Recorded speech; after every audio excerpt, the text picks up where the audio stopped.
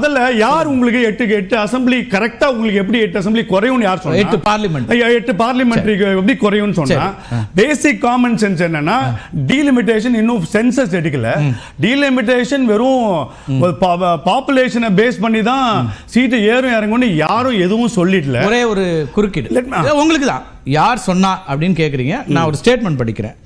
Addressing a rally in poll bound Telangana where the BJP has been working hard to gain a foothold. The Prime Minister said that delimitation based on population would lead to a drastic fall in representation in Parliament for the South.